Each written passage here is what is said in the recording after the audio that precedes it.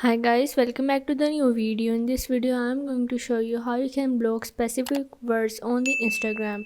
So let's get started. First of all, you have to go on the Instagram. Once you're in here, you have to go on your profile. Now you have to click on these three bars, then go on the settings. Here you have to go on the privacy and click on the hidden words.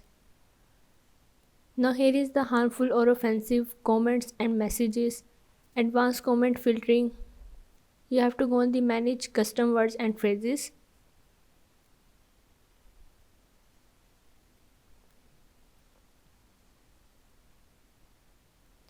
Once you're in here, you can add words or phrases that you want to add.